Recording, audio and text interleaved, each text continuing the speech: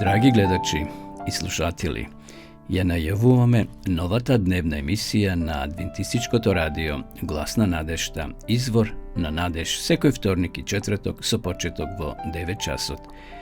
Биете со нас на нашата Facebook страна и на YouTube каналот Адвентистичко радио Глас на надежта. Почитувани, ќе имате можност да го започнете денот со убави мисли од Библијата, кратка духовна порака и избор на убава христијанска музика. Отворете го срцето и душата за дневните Божји благослови. Бог е извор на надежта. Ова утринска емисија, Извор на надеж, е токму за вас. Ве очекуваме.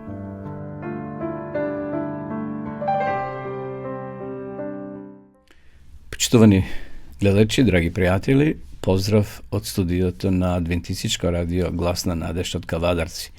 Ја започнуваме нашата утринска емисија Извор на надеж, емисија која се емитува во вторник и во четврток со почеток во 9 часот. И ова емисија би сакал да ја започнам со убави мисли од Библијата. Читаме во Псалам 27:1. Господе, моја светлина и моје спасение, од кого да се плашам? Навистина, почитувани, може да кажеме дека стравот е една од најголемите борби на човекот. Значи, сите ние се плашиме. Сите ние чувствуваме некој страв во животот. Но кога Бог станува наша светлина, темнината и стравот исчезнуваат. Царот Давид ја нашол својата сигурност не во собствената сила. Тој имал 600 војници кои постојано го прателе. Тоа биле негови стражари, негови телохранители. Туку сепак тој својата надеж ја наоѓал во Божјата присутност. Кога човекот се потпира на Бога, надежта ја победува несигурноста и срцето добива мир дури во најтешките моменти. Наистина, овие денови и овие седмици, месеци, сите сме во некој страв. Се води војна во Иран.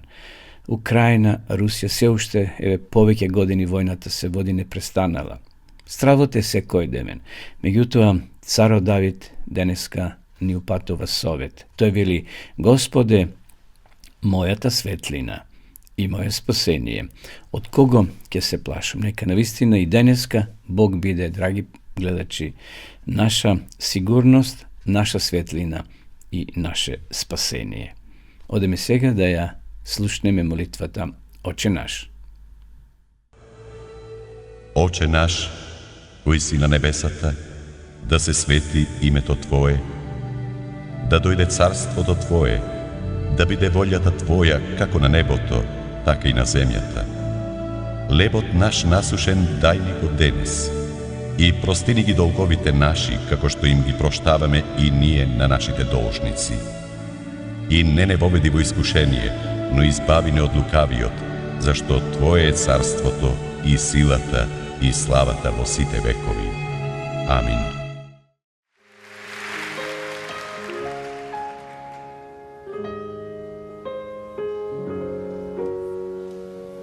Исус ме воли, Исус ме воли, Исус ме воли, то каже Библија.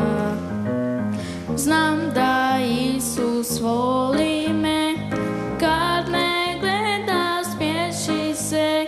Знам да Исус воли ме, кад ме гледа смеши се. Исус ме воли, Исус ме воли, Исус ме воли, то каже Библија.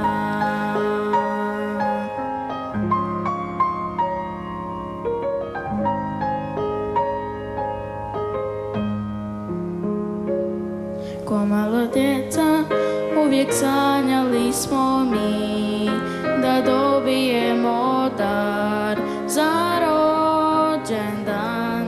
Mi nismo znali da je naš najveći dar odavno rođen u maloj štalici radi nam.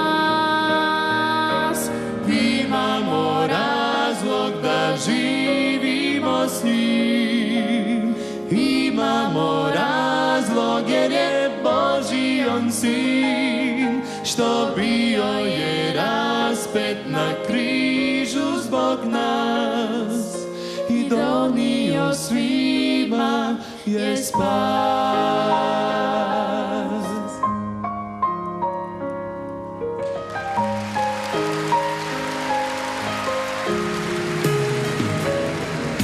Se vratim svojim mislima u snu, što tražile su me za odgovor. Da li ima nešto što me može zauvijek učinit sretnim bez ove tuge u srcu mom?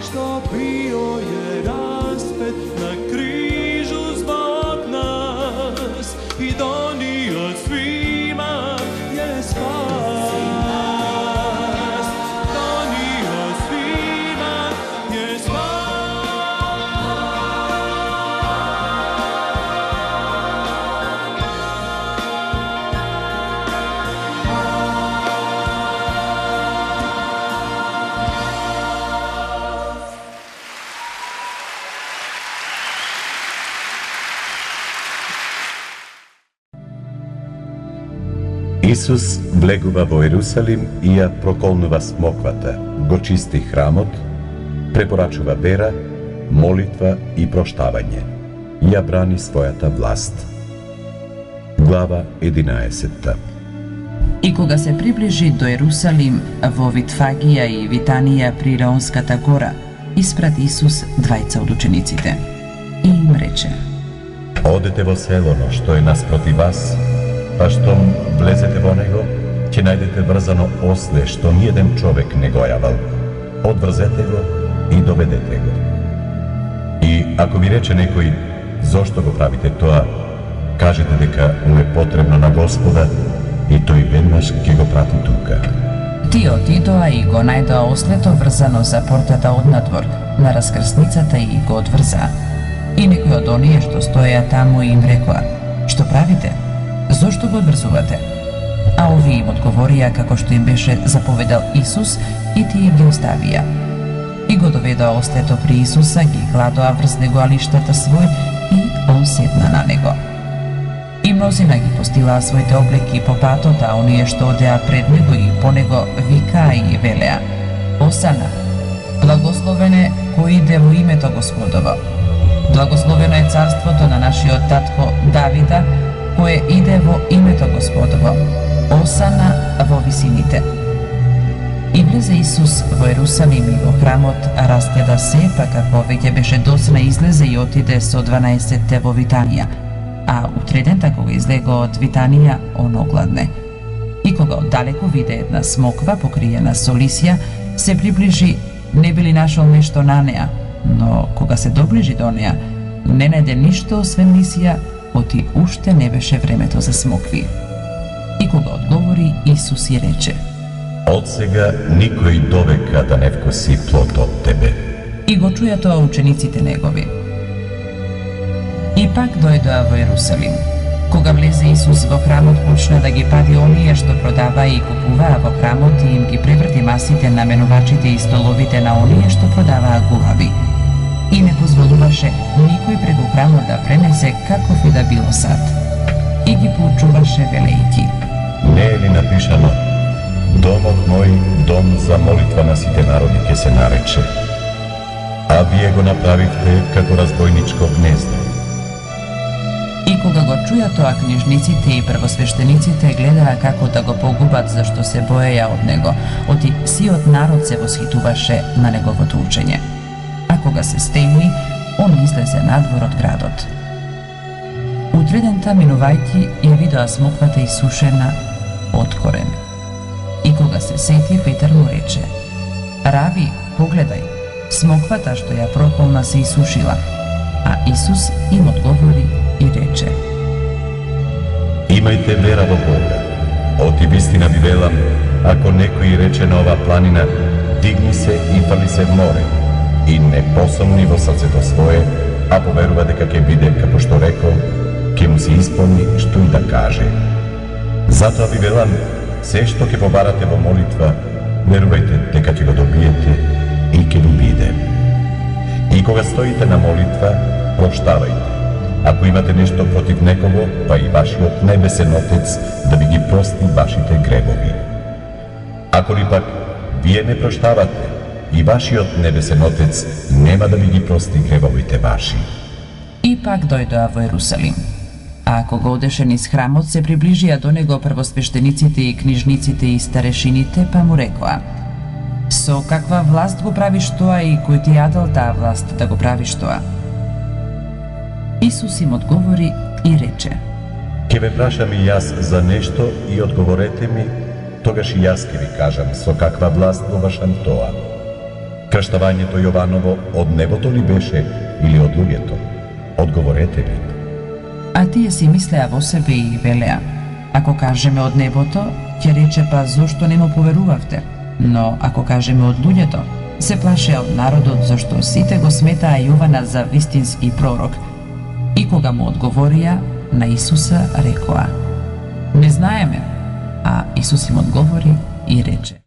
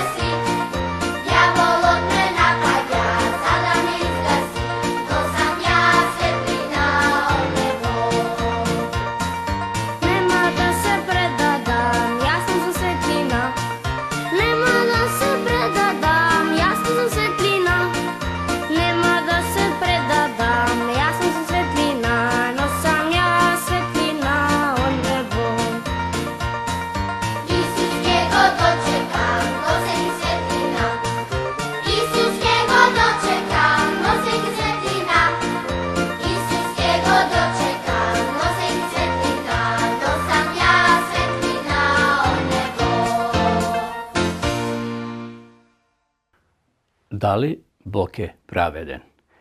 Во една сиромашна градска населба, зателкан куршум убива дете додека си ја пишувало домашната задача на масата во кујната. Млада мајка од некој предградие дознала дека низиното дете по трансфузија со заразена крв заболува од сида. Слични трагедии непрекинато се повторуваат во нашиот свет. Необјасневи и болни трагедии, а ние копнееме по одговор, по вистински одговор. Писателот Алистер Макград се прашува: каде е Бог во светот на безсмислени страдања и смрт? Може би е на небото, но дали тој е тука? Можеме да бидеме сигурни, почитувани, дека Бог е добар и праведен. Псалмисот еве што запишал: тој ги љуби правдата и правосудството, полна е земјата со Господовата мила. Псалам 33:5. Но кој е тоа вистина, како Бог ја воспостави правдата во светот, како мисли да ги доведе до крај страдањата и несреќите. Ние знаеме дека тој може да ни даде сила и храброст да ги пребродиме тешките мигови, но ние не сакаме тешките мигови вечно да траат. Ние копнееме по трајно решение. Сакаме да видиме светлина на крајот од тунелот. Во ова предавање, почитовани пријатели, ќе откриете како Бог ќе ги уништи гревот и страдањата. И кога тоа ќе се стори, секој суштество во Вселената ќе се признае дека тој е праведен Бог. Пишува во Откровение во 20 глава дека тоа ќе се случи кога Исус ќе дојде. Прво, открине периодот од 1000 години. Во 20 глава, како што спомна во Откровение, се спомнува период од 1000 години што се надоврзува на второто Христово доаѓање. Настанете пред и по таа 1000 годишница ја обележуваат завршницата на судирот меѓу Христа и сатаната, судир кој трае од појавата на гревот во Вселената. Овој вселенски судир почнал на небото кога Луцифер станал љубоморен на Христа и започнал војна заедно со ангелите кои застанале на негова страна. На небото бил победен и бил протеран.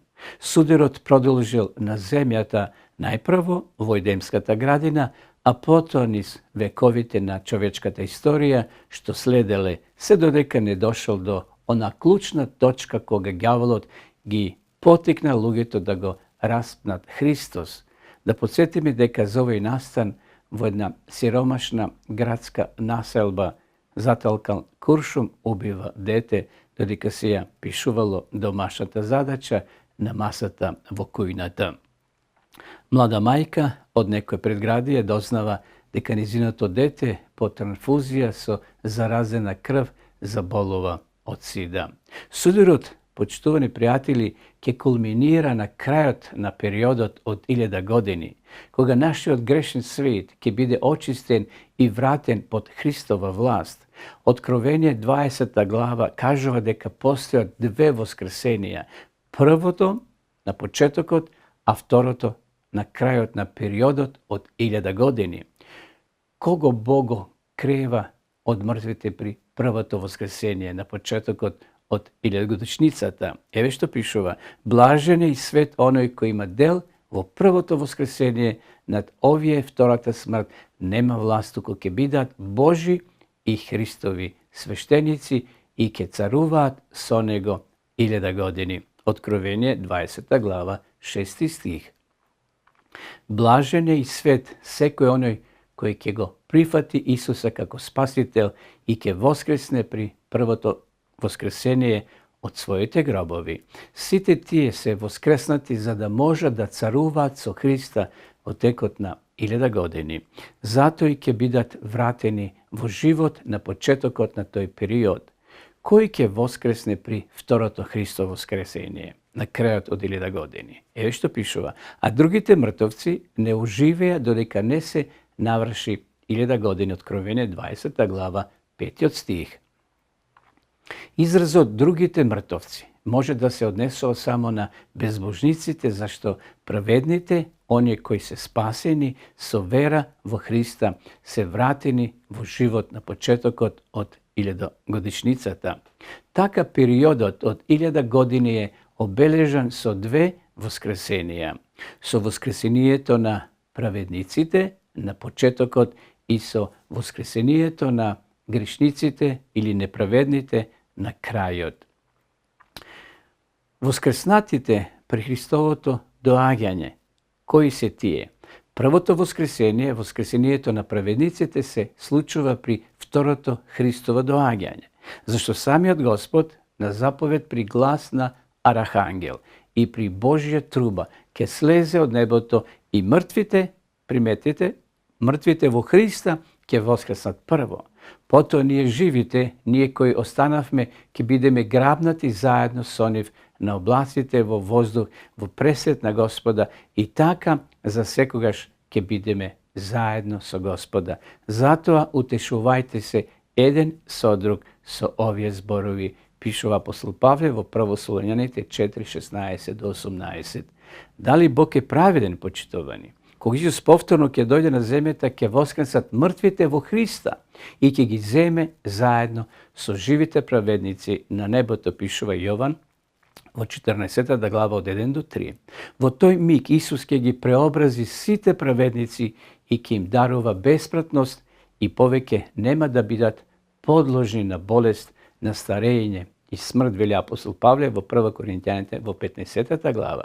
Што ќе се случи со живите безбожници при Христовото доаѓање? Бидејќи останале во грев и не го прифатиле Христа, тие не можат да издржат и опстанат во Божјата присутност и ќе бидат уништени, како што вели Библијата, од светлината на неговото доаѓање. Лука 17 глава 29 и 30 стих. Сатаната ќе биде врзан на земјата 1000 години. Кога ќе почне периодот од 1000 години? Праведниците веќе ќе бидат на небото. Значи, тие се горе на небото, а безбожниците мртви. Тие ќе бидат овде. Што ќе се случува со светот за тоа време од 1000 години? Јован вели, и видов ангел како слегол од небото, кој имаше во својата рака клуч од бездната и голема верига. Тој го фати змевот, старата змија, кој е ѓаволот и сатанат, и го врза за 1000 години и го фрли во бездната и го заклучи. Ја запечати над него за да не ги заведува народите додека не се навршат 1000 години, потоа треба да биде одврзан за малку време. Откровение 20 глава од 1 до 3 стих. При Исусовото доаѓање, сатаната ќе биде врзан и ќе остане во синџери во период од 1000 години. Каде ќе биде затворен? Како што читавме, во бездната. Оригиналниот збор за бездна Абусос се појавува во Септуагинтата, тој грчки превод на Стариот Завет од предхристијанското време. Во прва книга Мојсеева, во прва глава, во 2 стих, Септуагинтата го потребува зборот Абусос за да ја опише земјата пред почетокот на создавањето. Затоа е и логично дека земјата ќе биде Абусос, каде што Бог ќе го затвори сатаната. Светото писмо го опишува сатаната врзан со голема верига. Дали тоа е вистинска верига, може би се прашувате. Секако дека не е, откровението е пишувано во слики и символи. Контекстот јасно покажува дека тоа е символичен израз, а се однесува на синџерот на околностите, на ограничените околности. Сличен израз употребуваме, на пример, кога велиме: со задоволство би ви помогнал, но за жал не можам, рацете ми се врзани. Сатаната без сомнеш би продолжил да ги заведува и огнетува луѓето и во текот на времето од 1000 години. Но неговите раце всушност се врзани со околностите. Тој не може да најде праведници кои би ги искушувал повеќе во тој период, зашто тие се веќе горе на небото. А исто така не може да најде ниту безбожници да ги води, зашто тие се веќе мртви, спијат во земниот прав. Сатаната талка по посуштената и уништена земја, без луѓе на кои би господарел. Околностите го спречуваат сатаната да ги заведува народите, додека не се навршат, колку рековме, 1000 години, пишува во Откровение 20 глава, 3 стих. Тука сатаната се наоѓа во последниот чин од вековната борба против Бога. Неговиот лош карактер останува непроменет. Тој и неговите ангели се заробени на нашиот опустошен свет. Оневозможени да мамат, да лажат, тие талкаат по светот, присилени да размислуваат за сета болка и несреќа што ја предизвикале во текот на многоте векови. Праведниците им судат на безбожниците. Периодот од 1000 години е време на судот. Не заборавајте, почитувани, дека судот се одвива во 4 фази. Прво, пред адвентен суд на праведниците пред второто Христово доаѓање. Просудата која припаѓа на верните и кој ќе биде повикан во вечен живот. Второ, праведните примаат награди при второто Христово доаѓање. Трето, Истражен суд над безбожниците во текот на 1000 години. Четврто, конечна осуда над сатаната и над изгубените на крајот од 1000 години. Ние сега ќе го проучиме третиот и тој така наречен четврт период испитување на животот и судење на безбожниците. Веќе видовме дека мртвите праведни излегуваат од своите гробови при второто Христово доаѓање, па со праведните кои не умреле ја напуштаат земјата заедно со Исуса и светите ангели и одаат во Божјиот рај на небото. Овие Христови откупени луѓе ќе најдат свој нов дом на небото во период од 1000 години. Што ќе прават праведните на небото за тоа време? Или не знаете дека светите ќе му судат на светот? Не знаете ли дека ќе им судиме на ангелите, вели апостол Павле во 1 Коринќаните 6, 2 и 3. И видов престоли и на оние кои седеа на нив им беше дадено да судат и душите чии глави беа отсечени заради сведоштвото за Исуса и за Божјото Слово, кои не му се поклони на зверот ни на неговиот лик и кои не ја примија ознаката на своето чело и на својата рака. Тие оживеа и царуваа со Христа 1000 години. Откровение 20 глава 4 стих. Во текот на 1000 години спасените ќе ги истражуваат случаите на изгубените луѓе, вклучително и за изгубените ангели и нивниот водач сатаната. Дали Бог е праведен, може би се прашувате, почитувани. Така ќе дојде времето кога мъчениците, победници и жестоко измъчените следбеници на Евангелието ќе го истражуваат и ќе го сватат Божјиот суд над изгубените. Бог е толку милостив што на спасените им дал можност да го преиспитаат и оценат неговото постапување кон изгубените. Сите ние добро знаеме како изгледа човек да се бори со грешниот свет. Секој ден со тие луѓе сме доаѓале во допир и сме се радувале, плачеле и смееле. Може би затоа ќе имаме бројни прашања, како на пример: зошто мојот сосед не е тука, Господе? Тој изгледаше толку дека е добар. Или пак, зошто мојата тетка не е меѓу спасените? На овој степен на судење ќе ги добиеме одговорите на сите наши прашања. Додека ги прегледуваме записите, им судиме на мртвите според она што е запишано во книгите, како што вели Јован во Откровение 20:12. И самите ќе увидиме дека Бог во постапувањето кон човечките суштества бил толку добар и праведен кон сите. Христовото доаѓање, драги пријатели, ќе биде видливо. Верните одаат на небото, неверните умираат, праведните на небото им судат на злите луѓе. Неверните за тоа време се мртви во своите гробови. Новиот Ерусалим доаѓа со Христос и спасените на земјата. Безбожниците го напаѓаат новиот Ерусалим. Злите се осудени и уништени со оган. Новата земја е стварност. Воскресението на праведните. Кога тоа ќе се случи? Во првото воскресение. Сатаната врзан на оваа земја. 1.000.000 години. Изгубените стануваат од нивните гробови. Второто воскресение ќе биде воскресение кога ќе се случи на оваа земја. Некој професор во една пригода ги изненадил своите студенти со прашањето: знаете ли дека на небото ќе се плаче? Студентите останали збунети и затоа професорот им објаснил дека праведниците во текот на 1000 години на небото ќе им судат на своите изгубени пријатели и сакани. Ќе биде тоа, може да кажеме, тажно искуство, зашто ќе ни стане јасно како поединците се свртеле од Божите упорни обиди да ги спаси. Ќе увидиме дека Светиот Дух им пружил можности на луѓето да му се предадат на Бога. Праведноста на секоја пресуда ќе биде очевидна. Ќе биде тоа време за жалење.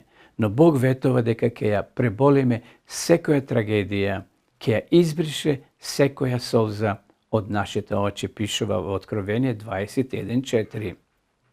Сатаната ќе биде ослободен на крајот од 1000 години. На крајот од тој милениум започнува последниот чин на судската драма.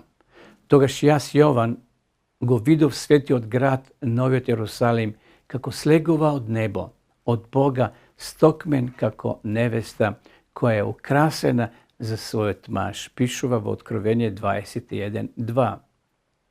Дали Бог е праведен, почитувани? Овој прекрасен град, чии златни улици и бисерни врати одекнуваат од нашите восхитени пофалби, бил наш дом 1000 години. Сега светиот град со Христа полека се приготува и сите кои тој ги откупил слегуваат од небото на оваа земја. Што се случува со безбожниците во тоа време? Еве што вели Јован. А другите мртовци не оживеа додека не се навршија 1000 години. Тоа е првото воскресение, Откровение 20 глава, 5 стих. Изразот други мртовци се однесува на мртвите безбожници, зашто праведниците веќе се воскреснати при првото воскресение на почетокот на 1000 години. Според тоа, безбожниците ќе воскреснат при второто доаѓање, при второто Христово доаѓање, воскресение на крајот од 1000 години. Што прави сатаната на крајот од тој период од 1000 години? Еве што вели текстот, ако ќе се навршат 1000 години, сатаната ќе биде пуштен од својот затвор и ќе излезе да ги заведува народите по 4 краишта на земјата и да ги собере, пишува овде, за војна, чиј број е како морскиот песок, и излезе оган од небото од Бога и ги проголта. Откровение 20 глава од 7 до 9 стих. Кога праведниците ќе се спуштат на земјата со светиот град, а безбожниците ќе воскреснат, сатаната ќе биде ослободен од тој свој затвор. Тој повторно ќе ги предводи безбожниците, а праведниците ќе бидат цел на неговиот напад. Нема да губи ниту миг, туку изгубените веднаш ќе започне да ги организира во моќна војска. Сатаната ова ќе го смета за совршена можност. Светиот град не е утврден, неговите жители не се вооружени. Решавајќи да го заземе со сила и да ги украде неговите богатства, тој ги убедува своите следбеници дека победата е сигурна, бидејќи нив ги има во многу поголем број, а праведниците се многу помалобројни во споредба со нив. Сатаната понатаму смислува тактика со најголемите војсководачи и војни гении од сите историски периоди. Замислете ги овие генерали кои освојувале светски царства во минатото, како ја организираат сатанската, неговата армија, а научниците се обидуваат да создадат ново оружје за масовно уништување. Ова второ воскресение ја открива жалната вистина. Овие мртви не доживееле промена на карактерот. Тие излегуваат од своите гробови со истите мисли, со истите амбиции и истите себични стремежи. Сатаната на крајот ќе издаде наредба за напад на светиот град и тогаш безборно мноштво тргнува да ја заземе оваа блескава метропола. Сатаната и безбожниците го обседнуваат неговиот Јерусалим, зашто тоа е нивната последна можност да го попречат Христовиот план за секогаш да го спаси човештвото од проклетството на гревот. Меѓутоа, почитувани пријатели, додека го опколуваат и ги заземат позициите околу Новиот Јерусалим, тие почнуваат да ја сваќаат страшната вистина. Ние сме надвор од градот, ние сме надвор во темнината. Безбожниците за миг ја увидуваат вистинската стравотија на тоа што значи да се биде изгубен за секогаш изгубен. Страшна гледка на судот. Тука за прв пат и последен пат целото човештво се соочува лице в лице. Исус ги води откупените Божји деца кои се наоѓаат во градот, а сатаната ја предводи другата група, групата безбожници кои се наоѓаат надвор од градските зидишта. Во тој пресуден миг Бог го изврши последниот дел од судот и ја изрекова пресудата над безбожниците. И видов голем бел престол и оној кој седеше на него. И ги видов мртвите, големи и мали, како стојат пред престолот, и се отворија книжните свитоци. И друг книжен свиток се отвори. Книгата на животот и на мртвите им беше судено според она што е запишано во книгите според своите дела. И морето ги даде своите мртви кои се во него. И смрт и подземјето ги предадоа мртвите кои се во нив. И секој беше осуден според своите дела. Тоа го пише во Откровение 20 глава од 11 до 13 стих.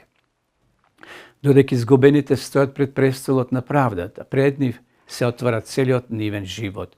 Во согласно со записите што се наоѓаат на небото, Исус, праведниот судија, изнесува целосен извештај на своето постапување кон паднатите луѓе и ангели. Целата вселена напнато ја следи таа сцена. Стоејќи пред Божиот престол, Исус секому му дава целосен увид во своето дело на откупување. Тој потврдува дека дошол да ги пронајде и да ги спаси загубените. Тој дошол на нашиот свет во човечко тело, живел безгрешен живот среде борби и искушенија, за на крајот да се жртвува на крстот и да служи како наш правосвещеник на небото. Кога Исус ќе истапи напред и ќе им изрече пресуда на оние кои до крајот е отфрлил неговата милост, целата вселена ќе признае дека Божиот суд е праведен и неопходен. Иако сатаната и големото мноштво, почитувани пријатели, признава дека Божиот суд е праведен, сепак нивите срци натаму се непроменети и зли. Зашто сите ќе застанеме пред Христовиот суд, судски престол, зашто е напишано: јас сум жив, вели Господ, мене ќе ми се поклони секое колено и секој јазик ќе го исповеда Бога, пишува Павле во Римјаните 14, 10 и 11. Се понези сами од себе и стана послушен до смрт, дури до смрт на крст. Зато и Бог го превозвиши и му подари име што е над секое име, и во тоа дека Бог е праведен. Исусовото име е да се поклони секое колено на оние кои се на небото и на земјата и под земјата, и секој јазик да исповеда дека Исус Христос е Господ, за слава на Бога, пишува во Филипјаните 2 глава од 8 до 11. Откако почнала историјата на гревот, сатаната го валка Божиот карактер, обвинувајќи го за неправедност. Меѓутоа, почитувани, сега сите прашања се решени и сите нејасноти се разјаснети. Сега секое суштество во вселената признава, повеќе од било кога, дека Исус, Божјото јагне, е достоен за нашата љубов и обожавање. Големиот хор пее со силен глас: достојно е јагнето, Откровение 5.12. Сите Божи планови и намери сега се откриени во целост, а Божиот карактер е оправдан. Сите народи ќе дојдат и ќе се поклонат пред тебе, зашто се покажа твоите праведни судови, Откровение 15.4. И го чув секој создание кое е на небото и на земјата и под земјата и во морето и се што е во нив, да зборуваат на оној кој седи на престолот и на јагнето благослов и чест и слава и власт во сите векови.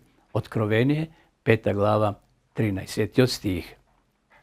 Не само спасените, туку и злите ангели и самиот сатана ќе призна дека нивниот пат бил погрешен, а дека Божите патишта се добри и праведни. Сите се согледуваат дека злото и себичноста се причина за секоја несреќа и незадоволство и дека таквиот живот не е вреден за вечноста. Гревот е уништен. Сатаната и безборното мноштво безбожници признаваат дека Божиот пат е вистинскиот пат, а нивните срца и нивната природа проникнати со зло. По изрекнувањето на пресудата, самите безбожници тргнуваат во пресет на својот трагичен крај. Пишува во Библијата: излегол на земната ширена и го окружија логорот на светите и возлюбениот град, и слезе оган од небото од Бога и ги проголта, а ѓаволот кој ги заблудуваше беше фрлен во огненото и сулфурно езеро, и смртта и подземјето беа фрлени во огненото езеро. Тоа е втората смрт, огненото езеро, и кој не беше запишан во книгата на животот, беше фрлен во огненото езеро. Откровение 20 глава 10 и 10, 14 и 15 стих. Во завршницата на судот огнот на вечниот Бог ќе го уништи почитувани гревот и оние кои тврдоглаво се држат за него. Сатаната и сите оние што ги завел ќе ги снема во втората смрт, вечна смрт по која повеќе нема будење. Бунтот направил безбожниците да станат неспособни за вистинската среќа и затоа ќе бидат уништени заедно со сатаната и неговите ангели, и тоа за секогаш. Небесниот оган целосно ќе уништи земјата од пустошот на гревот. Божјата вселена повторно е чиста и никогаш повеќе нема да биде загадена од гревот. Големата борба помеѓу доброто и злото, меѓу Христа и сатаната, конечно е завршена и Христос станува владетел. Каде вие би сакале да бидете тој ден? Дали сте донеле одлука да го прифатите Христа и да бидете со Христа во градот, спасени за цела вечност? Што имате од тоа ако останете надвор од градските зидишта, без Христа и за секогаш да бидете изгубени? Ако сега му го предадете својот живот на Христа, каков и да бил вашиот живот во минатото, вие ќе бидете откупени и ќе бидете со Христа во градот. Ако тоа се уште не сте го сториле, сега предајте му го своето срце на Исуса, а тој ќе ви прости, ќе ве обвие со својата љубов и ќе ве исполни со нов живот. Ова е вашата можност. Денес е денот на спасението. И на крајот земјата е очистена и обновена. Од пепелот на овој завршен оган кој чисти, Бог ќе создаде нов свет. Јован вели: видов ново небо и нова земја, зашто првото небо и првата земја помина. Тогаш јас, Јован, го видов светиот град, новиот Ерусалим како слегува од небото од Бога. И чув силен глас од небото велејки: еве го Божјиот шатор меѓу луѓето, и тој ќе живее со нив, и тие ќе бидат негов народ, и самиот Бог ќе биде со нив, и ќе ја избрише секоја солза од очите нивни, и смрт нема да има веќе, ни тага, ни плач, ниту болка, зашто првото помина. Ете, правам се ново. Откровение 21 од 1 до 5. Наметната со својата првобитна убавина, земјата станува нов дом за откупеното човештво за цела вечност. Ослободени од себичноста, болестите и страдањата, ќе можеме, почитувани пријатели, да ја истражуваме целата вселена, да создаваме нови пријателства во текот на целата вечност. И тогаш ќе бидеме крај нозете на Исуса Христа, ќе слушаме, ќе учиме од Него и ќе сакаме. Во старата драма на гревот завесата е затворена, а се отвара славата на новиот свет со своите неограничени можности. За Исуса, владетелот на новиот свет, еве што читаме: зашто ни се роди дете, син ни се даде, власта му е на рамото, името ќе му биде чудесен советник, силен Бог, вечен татко, кнез на мирот. Неговата власт ќе се шири надалеку и ќе нема крај на мирот над Давидовиот престол, над неговото царство, ќе го зацврсти и ќе го утврди во правината и во праведност од сега и довека Исаја 9 од 6 до 7. Сите можеме за секојаш да живееме со нашиот прекрасен советник и вечен татко. Зошто да не се најдеме меѓу ѕидовите на Новиот Ерусалим во оној ден кога целото човештво, двете страни ќе се совачат лице в лице. Ако го ставите својот живот денес во рацете на Исус, никош нема да мора да ја доживеете неискажливата болка што ќе ги обземе сите што ќе бидат надвор од градот во моментот кој ќе свата дека се за секогаш изгубени. Ако му верувате на вашиот Спасител Исус Христос без двумење, можете да бидете сигурни дека тој ќе застане покрај вас кој ќе се чита извештајот за вашиот живот на судот, кога Исус ќе рече: јас умрев за овој човек и мојот безгрешен живот му го припишувам нему. Тој им припаѓа на оне што ги сакам. На крајот завршуваме со молитва. Драг татко, ти благодарам за неизмерната добрина. Благодарен сум за Исуса и за се што тој направил и секој ден прави за мене. Благодарен сум што со својата смрт ме спаси, за да можам да влезам во светиот град и да бидам со тебе за секогаш. Татко, копнеам да бидам таму во светиот град. Те молам, помогни ми да бидам верен. Ти, Оче, Господе, ти благодарам во Исусово име. Амин.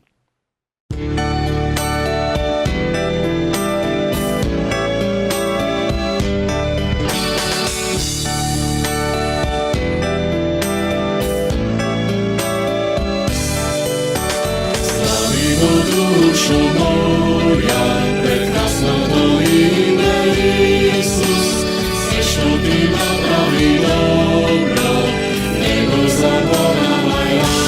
Амин. Слави го Бог, душо моја, слави го Бог, душо моја. Тој кој ми прости гревовите, тој кој ми душа излекува, нему е слава со псалми и песна од срце, јас вечно ќе пеам. Слави го душа, слави го ја, прекрасни го душа Исус, се што ти направи, слави го Бог, слави за Бог душа моја. Слави го душа, слави го ја, прекрасни го душа Исус, се што ти направи, слави го Бог, слави за Бог душа моја. Тој кој во мака ме утеши, тој кој ме вечно развесели, нему е слава со псалми и песна од срце, јас вечно ќе пеам. Слави го душу, слави го ја, прекрасни го душа Исус, се што ти направи, слави го Бог, слави за Бог душа моја. Слави го душу, слави го ја, прекрасни го душа Исус, се што ти направи, слави го Бог, слави за Бог душа моја.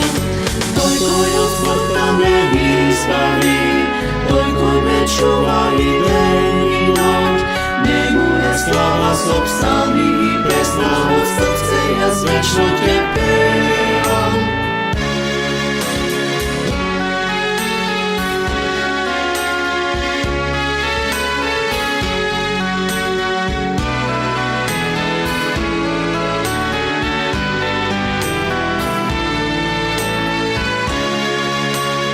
Тој кој е држи вселената, тој кој со регрес го создава, нему е слава со псалми и песна од срце, јас вечно ќе пеам.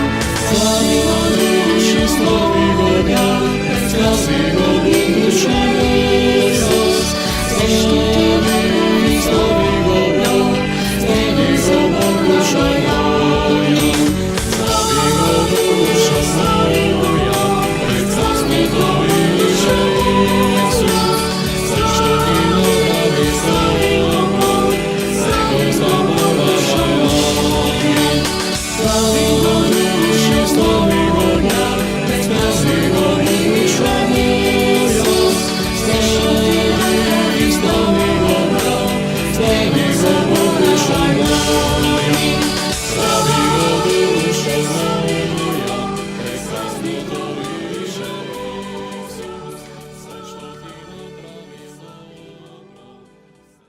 Почитувани пријатели, драги гледачи, полека доаѓаме до крајот на ова наша денешна емисија и денес би сакал да ви понудам бесплатно светописмо, односно Новиот Завет.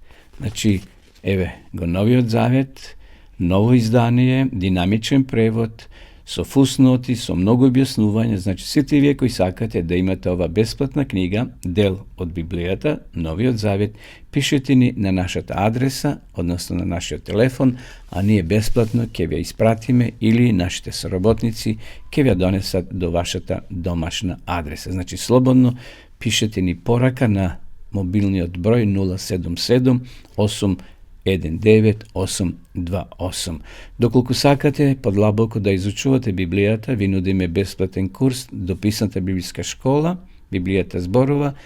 Слободно, еве сега видите ја рекламата, а потоа одлучете се сами кој курс ќе го изаберете, зашто има повеќе насоки во самата реклама, односно ви нудиме повеќе, значи, проучување на Библијата, на Светото писмо. Да видиме сега и рекламата.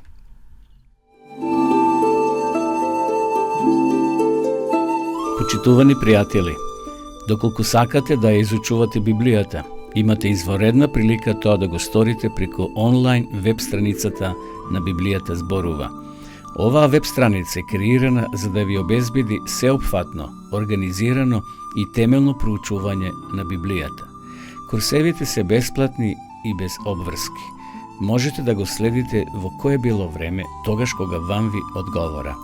На располагање ги имате следниве курсеви: библиска археологија, библиски пророштва, за верата и верувањето, библиски совети за здравјето, библиски совети за бракот и семејството.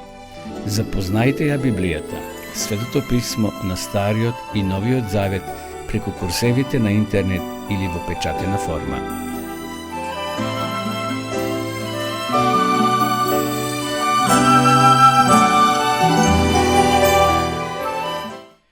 Еве на самиот крај, драги гледачи, ви благодарам за вашето внимание, што бевте денеска со нас.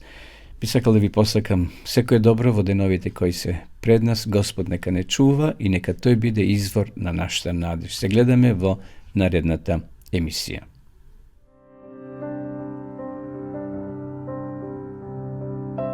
Драги гледачи и слушатели, ја најавуваме новата дневна емисија на Адвентистичкото радио Глас на надежта, извор на надеж, секој вторник и четврток со почеток во 9 часот. Биете со нас на нашата Facebook страна и на YouTube каналот Адвентистичко радио Глас на надежта. Почитувани, ќе имате можност да го започнете денот со убави мисли од Библијата, кратка духовна порака и избор на убава христијанска музика. Отворете го срцето и душата за дневните Божји благослови. Бог е извор на надежта. Ова утринска емисија, Извор на надеж, е токму за вас. Ве очекуваме.